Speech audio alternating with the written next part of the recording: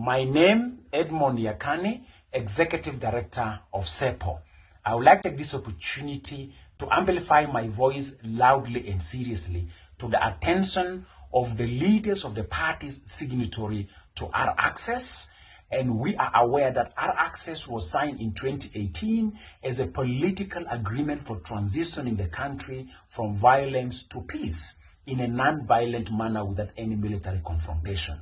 We are aware that leaders of the party signatory to our access recently had developed a mistrust and lack of confidence that have led them to disagreement on the implementation of provision of the our access, and their disagreement have reached to the level of resumption of military confrontation among their forces in some parts of the country as we speak now.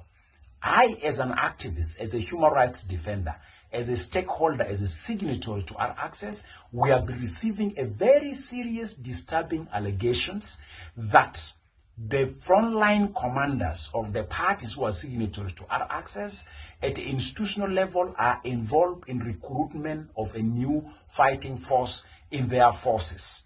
And the recruitment that they are carrying out, we are getting allegations that also children are being recruited. The document I'm holding here in front of me in this video message is an action plan that the government of national unity have committed themselves before the international community that they will prevent recruitment of children into their fighting forces. And if their children in their fighting forces pan out, they will demobilize them and unify them with their families. So it means any party signatory to our access, its military wing have committed themselves that they will not involve children among their fighting forces. And also this message go to other parties that are not signatory to the provisional revitalized agreement that recruitment of children into your fighting forces, it is a violation of child rights in all legal frameworks at regional, national, and international level. We need to abstain from recruiting children into our fighting forces. So as a civil society activist, I would like to convey this message to the field commanders and to the leaders of defense and security institutions in the government and in the other armed groups that are in confrontation with the government forces that please, we are calling you to commit yourself with your primary responsibility that you have accepted this action plan to prevent, to protect children from being recruited into your forces. Our message, our appeal to you is one strong statement. Please enforce and respect comprehensive action commitment to protect children as per this plan that you have committed yourself to. As a civil society leader, as a human rights defender, as a signatory to our access, I would like to convey this message to you field commanders and leaders of security and defense institutions in the government and in the armed groups that we are watching if you are enrolling children into your fighting forces anywhere in the country. We will document, and we are urging communities to volunteer to document enrollment of children into the fighting forces of any other armed group that are right now engaging in serious military confrontation. We are concerned also that we are seeing some of the fighting forces are trying to lure children on the streets or children without parental care into their fighting forces. Don't target these children. They are not human resource to be used by your political ambitions as your fighting forces. This is a violation of child rights.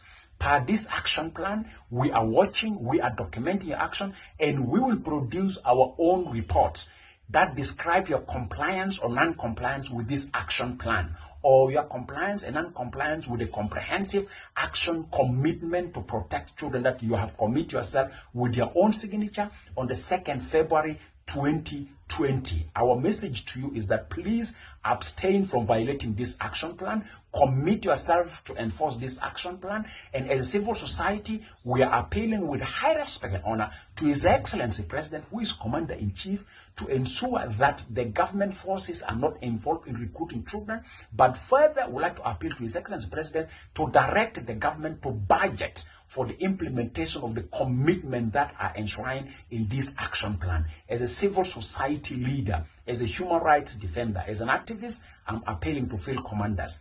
If you feel this message of ours is a joke, please engage in recruiting children.